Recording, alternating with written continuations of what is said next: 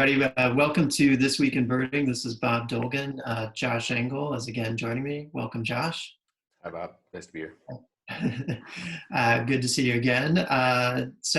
We wanted to talk a little bit about what our thoughts are going forward and share sort of a personal update on what the two of us have been up to. And for those who don't know, and you may by now, is I created a film called Monty and Rose. That's about Chicago's endangered piping plovers, and that came out last November. And we had about 12 screenings set up for March and April all over the region this spring, and unfortunately we had to cancel those screenings. So part of the birth of This Week in Birding has been about kind of me filling in that time with some continued outreach and communication about birds. And this has been a great outlet for that. And so that's kind of been the approach for me, is thinking about how do we keep conversations going about birds and birding. And with spring migration upon us, even in this time of social distancing, it's been great to have this opportunity. And so Josh and I have been kind of talking, and we're both sort of small business owners of sorts. So we had the thought like we could both do this together for the time being. And so Josh, I don't know if you want to talk a little bit about your perspective on it. Yeah, well, I own Red Hill Birding, which is a birding and wildlife tour company that runs trips locally here in Chicago, around the US, and even all around the world. And of course, travel is totally disrupted right now. There's very, very little domestic travel going on at all, and basically no international travel. So the whole tourism sector has taken a big hit with the coronavirus. And I was actually supposed to be starting a trip literally today on the Texas coast that I was running in collaboration with the Illinois Audubon Society. So, I keep getting these notifications popping up on my computer about hotel where I'm supposed to be staying and where I'm picking up the rental van and that sort of stuff. Exactly. So along those same lines, I'm just trying to stay engaged with birding and the birding community, and I'll take any opportunity I can get to talk about birds and share my passion for birds. So this is providing a great opportunity to do that, and I'm really looking forward to doing this and engaging with people, engaging with the watchers, listeners, via Facebook or however else, because this is just a great opportunity to stay in the birding community and stay in that sort of realm.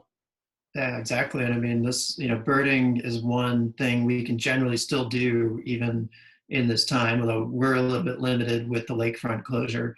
Sure. But yeah, they're just, migrants coming through, and they're going to be coming through in waves and waves. Yeah, one thing I always, people sometimes ask me why I like birds so much. And, one thing that I love about it is that you can do it literally anywhere. And Exactly. so even with my limited view out the window of my apartment, I can see birds occasionally. And, and of course now with all these with Facebook and other ways to connect, there are ways to do it virtually even as well. Yeah, exactly.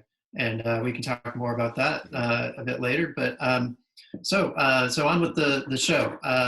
We're going to be doing this regularly, but interestingly, so Josh, last week we talked about the early spring warblers that are coming through, and then he goes and has like one of the most incredible sightings maybe in the state so far this spring. Do you want to talk about that? Yeah. We talked about last week. We talked about the early warblers that are showing up. The yellow rumps and pine and black-throated green, and I think we mentioned Louisiana water thrush. And I was taking my more or less daily walk around the neighborhood last week, just a couple days ago with Amanda, my girlfriend, and I saw this flash of yellow zip by, and I thought, well, I guess it was probably a goldfinch, but something didn't quite line up with the image of a goldfinch in my mind, and I walked a little bit further, and there was a male Wilson's warbler hopping around on a lawn. I live in a neighborhood that has some very large single-family homes, mostly with very small lawns. But one in particular has a very big lawn, big yard, and that's where the Wilson's warbler was. And Incredible. And I was really blown away, because Wilson's warblers are one of the later arriving migrants. They don't arrive until the first week of May, even the second week of May.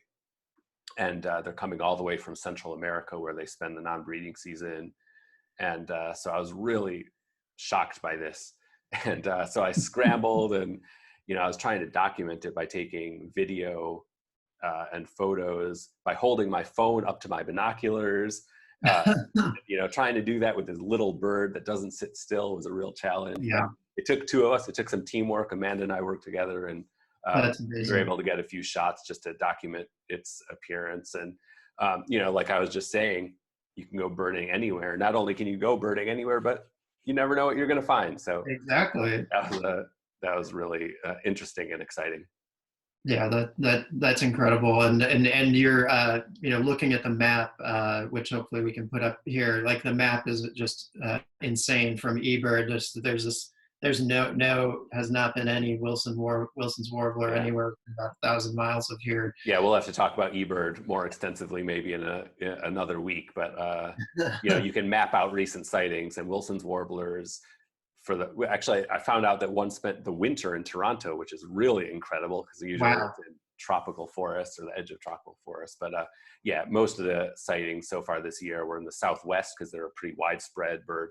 So a lot of migrants were coming up through Arizona, New Mexico, California. But in the East, it was just limited really to the Gulf Coast region, except for Cool. this anomalous one in Chicago. Yeah, really, really amazing. Another bird that I've seen a lot of, and I don't know what your thoughts are on this, but the yellow-throated warbler, I've sort of seen appearing and more kind of, it feels to me like earlier in the season and perhaps farther north than we typically associate them. Do you have any thoughts on that, Josh? For whatever reason, yellow-throated warblers seem to be expanding their range slowly but steadily. They become more regular in the Chicago area. I think they've even bred up in Illinois Beach State Park a couple of times up along Lake Michigan near the Wisconsin border. One of the really amazing ones is the one that comes back to a neighborhood in the suburbs west of Chicago. Doug Stotts, my former colleague from the Field Museum, he goes out and finds this probably the same yellow-throated warbler. I think he's had multiple also in his neighborhood in the suburbs just west of Chicago every year for, I can't remember, maybe 4 or 5 years now. Wow. And they're a bird that's very fond of sycamore trees. They're fond of pine Yeah. trees and sycamore trees. And I think in his neighborhood, they're in sycamores. Up at Illinois Beach State Park, they were in pines. But yeah, that's another early arriver and one to be looking out for now. And they have just that electric, bright, brilliant yellow throat that really stands out. Yeah, almost unmistakable among warblers. And birds of sycamores and river valleys, places like southern Illinois and southern Indiana, southern Ohio. Those are the places I associate. Exactly right. Yeah. Yeah. So amazing, and hopefully more warblers coming through despite the cold temperatures we're experiencing, and I think even more snow on the way. But I wanted to turn to another species, and I think we've talked about having a bird of the week, so I don't know if this will be our bird of the week, but I'll just start talking about this species, and it might not be a surprise to those who are kind of following spring migration, and that's the hermit thrush. Hermit thrushes are a Catharis thrush. They're sort of the first of the thrushes we expect to see coming through in the spring, and they've been turning up, I've found, in numbers, like, in neighborhoods and parks. And they're an interesting species. They have a beautiful song. I hear mostly in their breeding territory, ethereal sort of flute-like song. Kind of has some things in common with maybe the wood thrush's song, I'd say.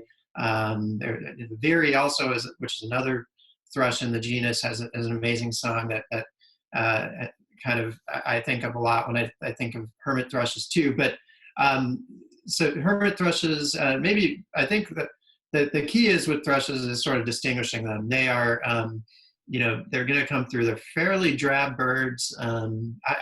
I still kind of get into them because, like hermit, they all have their unique qualities. Hermit thrush has this sort of reddish to rufous colored tail that stands out a bit, and it cocks its tail up and down as it's perched typically. But it's fun. It's fun to see these birds, and they're fairly nondescript. They kind of they live up to their name of being hermits to some degree. So it's always a bit of a fun discovery to see one. And I think in terms of ID, and Josh, please jump in. Like I kind of go to the behavior or seeing that tail movement pretty quickly, the sort of rufous tail I'm looking at, and Yeah, I'm there's also looking at the face and upper chest too. yeah. Yeah, I love that you mentioned the behavioral cue because that's something that gets overlooked a lot by birders. You know, when you with hermit thrushes, most of the focus and the idea is on that reddish tail that contrasts with the brown back, but that behavioral hint of how they flip their wings and tail almost every time they stop running, that's a really good hint. I don't think other thrushes do that, or at least not as habitually. But there's 5 species of brown thrushes that come through the Chicago area. And another good hint is the time of year. You know, in mid-April, like now, basically they're all hermit thrushes. Any Yeah, other thrush would be any other similar thrush, because it bears pointing out that Eastern bluebird is a thrush, right. American robin is a thrush, but these Yeah, brown thrushes, any one brown thrush that you see right now should be a hermit thrush. And the other ones that are going to come through later, Swainson's thrush, Veery, right. gray cheek, you know, they can be pretty common too later in the spring, but it would be very, very unusual to see one now. You often see them popping up in reports on eBird and elsewhere. And a lot of that, I think, has to do with the fact that people aren't necessarily aware that really the only one you should be seeing now is hermit thrush. So it takes Yeah, a good documentation, good description or photos to show that there's any one of the brown thrushes now that's not a hermit thrush. But yeah, they're all neighborhood birds during migration. So yeah. I've been like you, I've been seeing hermit thrushes around the neighborhood as well. Yeah, and it's just without fail, they are the first thrush, seemingly, that shows the first Catharis, first of the brown Absolutely. thrushes that Hmm. shows up. And then on the flip side, in the fall, they'll be the last one. They'll be the ones to kind of linger, and occasionally, I think a few will even overwinter in Yeah. there. Yeah, they do. So there's an exciting event on the horizon, and it's a social distancing event coming up this Sunday, the 19th, and that is the Backyard Big Day with Illinois Ornithological Society. And our very own Josh Engel is going to be captaining a team, the Backyard Bellbirds, which will be taking on the solitary sandpipers of Adams Cell. We'll put a link in the comments. You can sign up I believe there's still time to sign up and participate, hopefully. And so do you want to talk a little bit, about, Josh, about the event, and we can discuss some of the parameters involved. I think the cool thing about it is I think anybody can participate. We're both doing it from very urban settings, but obviously suburban backyards, rural backyards, all the better. So go ahead. Yeah. So we have had a far greater response to this event than I could have possibly anticipated. I think so. Tamima Itani is helping to coordinate the whole event, and Adam and I are team captains. So we're going to be compiling the results at the end of the day. But Tamima sort of sorted out all the participants. I think we have people from 25 or more counties across Illinois participating. Wow. So really great to get that geographic Amazing. spread, because that'll Yeah. help increase the diversity of birds that we find. Cool. But actually, so the registration is closed. We had Okay. to close it yesterday because we need some time to divide everybody up between teams. Yeah, so it's going to go on Sunday, I believe that's April 19th. Cool. We're just going to see, hope maybe we'll get over 100 species of birds per team. I wouldn't be totally surprised, especially if we have good participation from Southern Illinois, where migration has progressed quite a bit farther than it has further north. And, hopefully we'll get lots of people participating who are out in the country or, out in more rural or more wooded areas, or maybe even have views of wetlands, because that'll make all the difference. Because you and I, we're going to see city birds. Maybe I'll see a herring gull fly over, or a double-crested cormorant or something to really spice things up. But the weather's looking pretty good. It's not going to be too cold. There should be a push of migrants this weekend. Like you said, the weather's been cold. It's really been holding migrants back. So there's probably a lot of migrants to our south that are just waiting to make their way north. And hopefully it'll happen this weekend and help us pad the Backyard Big Day list. Yeah, I was doing some scouting earlier in the week, and I figured out where I can see some rock pigeons from on the roof. So, not exactly. Yeah. I could actually, I've had kestrels in my neighborhood. They're nesting somewhere nearby, and there's peregrine falcons that I see every once in a while. So maybe I'll get a peregrine for the list. That'd be a good one.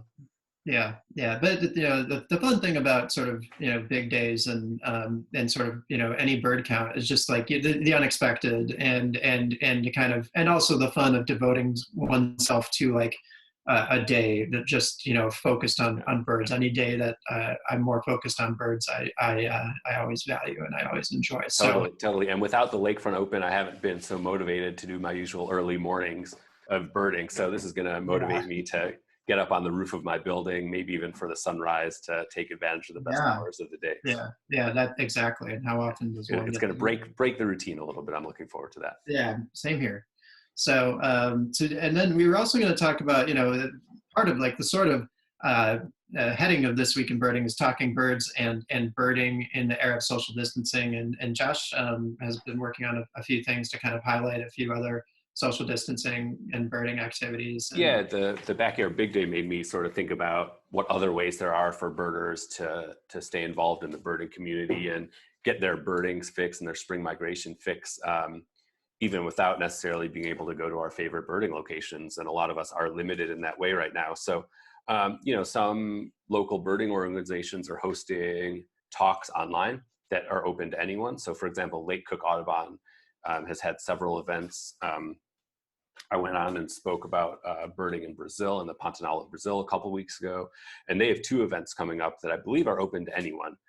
So you can go to the Lake Cook Audubon website and find those. On April 21st, they're going to have a talk about the secret lives of moths, which is sort of interesting. A little, not exactly birding, but birders tend to be interested in all of nature. For sure. And then on April 28th, my buddy Adam Sell, who's my buddy and my enemy Rival. on Sunday, my rival on Sunday, is going to be talking about birding in Montana, which is just an amazing state for birding. We were actually out there together last summer. We led a trip for the Illinois Ornithological Society, just an amazing and very underrated area of the country for birding.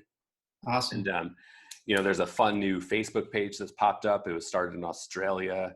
It's called hashtag bird the feck at home, bird the FECK at home.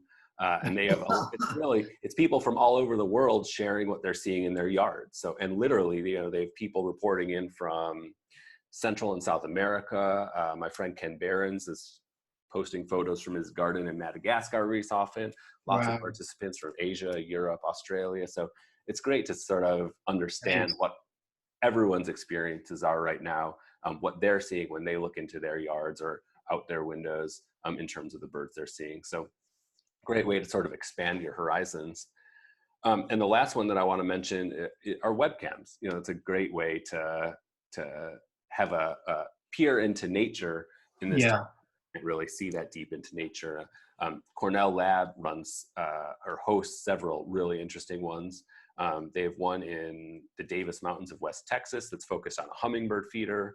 It's called the West Texas Feeder Cam. There's a really fun one in Panama called the Panama Fruit Feeder Cam. That's a great one to check out. Then you can see birds like thick-billed euphonia and gray-cowled wood-rail and stuff that hop onto this big feeder. Awesome. There's a really neat one even following that's focused on a nest of royal albatross in New Zealand, which is super cool, although it's often dark when we're awake here in the US. And I'd be remiss if I didn't mention the peregrine falcon cams that we have around Chicago. If you go to, if you just do a Google search for Chicago Peregrine Program, that will lead you to some of the peregrine nests. I would recommend the one on the Evanston Public Library. That's a good one to keep an eye on. Yeah.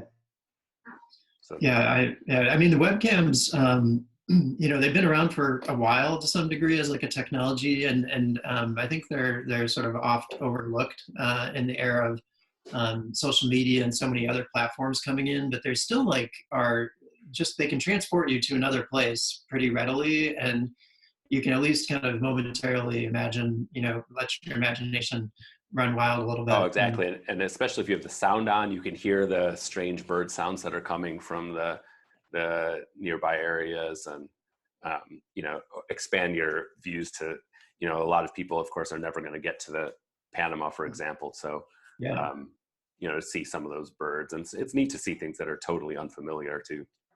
Exactly. Yeah. And you can learn a lot. I mean, just by through that. So, One of the webcams that I've been looking at is from Yellowstone National Park, actually, and you can see the Upper Geyser Basin and Old Faithful, like taking off each day, and you can just see the snowstorms coming in right now, and anyway, it's really cool.